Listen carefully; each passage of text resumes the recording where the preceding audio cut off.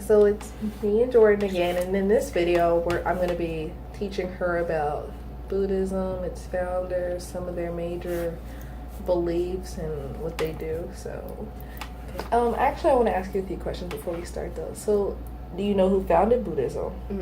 You don't? You didn't learn this in high school? No, I didn't know, like, he would, a big man that was under the tree. He prayed under the tree, and that's it, really. That's right. I didn't know. Did you guys talk about Buddhism in sociology with Professor Bruce? Yeah. Okay. That's a little bit, So, do you know anything about Buddhism? Like, I can learn. not really. You can't remember from high school, but you're ready to learn. Let's Okay. learn. Well, I'm gonna tell you a few things about Buddhism. Alright. All right. So first, I'm gonna start off with the leader. Like you were right about him meditating under the tree and stuff. So the leader's name is actually Siddhartha Gautama, and he is the founder of Buddhism, and he is also responsible for finding all of Buddhism's teachings. Siddhartha was actually born in the 6th century BC in Naples, Lumbini. Siddhartha's father was a king who ruled the people of Sakya, and his mother died approximately 7 days after giving birth to him. I know, it's really sad. But that was the moment a holy man stepped in and promised success, and he knew Siddhartha was going to have a bright future. Like, the man knew that from the moment he laid eyes on Siddhartha, he was either going to become a king like his father one day, or that he was going to become a big religious leader. And he was right. Siddhartha's father was a very protective man. He had a palace built just for Siddhartha and kept him sheltered just to keep him from witnessing the badness of the world. And today, that's actually a good idea because there's so much negativity and badness going on in this world. For real. But so Siddhartha, I'm not sure how he met somebody when he was in the palace, but he ended up getting married at age 16. But his father still felt that it would be best if he remained secluded for about 13 more years. I know, that's a long time.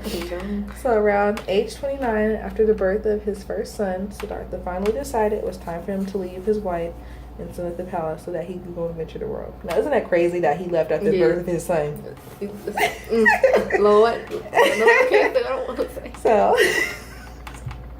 So Siddhartha, he finally decided it was time for him to go out and explore the world so that he could find different teachings and the answers to some of his questions. So he ended up spending the next 6 years of his life studying and meditating, hoping to find the answers to some of his questions. But when answers did not appear, this is when he refused to bathe and eat.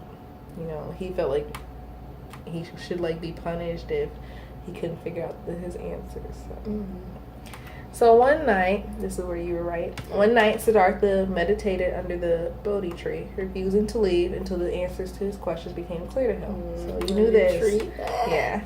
So eventually, he finally received the answers to his questions about suffering, and he understood what it took to achieve salvation and be free from suffering, which is how he became known as the Buddha. Oh my God. All right, so I'm going to go into the teachings now. So the Four Noble Truths. These are Siddhartha's teachings, or the Buddha's teachings. While Siddhartha sat under a tree and meditated, these were the truths and answers about suffering that he had been looking for. The first noble truth is the truth of suffering, and this is just basically saying that during your lifetime there is going to be a point when you suffer from either sickness, an injury, pain, or eventually death. Like, at one point in your life, you're going to suffer from something. Like, everybody's going to suffer at a point in their life. It's not always going to be a happy or joyous moment. Clearly, we've seen that with this past year.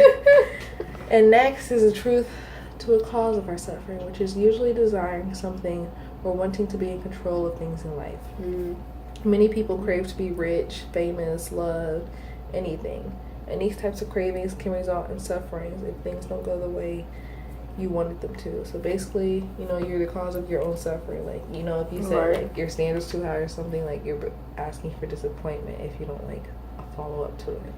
So the truth to the end of suffering is letting go of any problems or worries that you've been having, and once you let go of the trouble, you will be free from suffering. And the final noble truth is the truth of the path that leads to the end of suffering.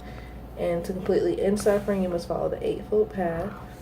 And the Eightfold Path is basically just the path you follow after the Four Noble Truths so that you can find freedom and enlightenment. And basically, if you follow these steps, you'll basically be successful and happy and free. Any questions? I don't know now. Okay. You get it now? You understand something about the I know now. Okay. Thank you.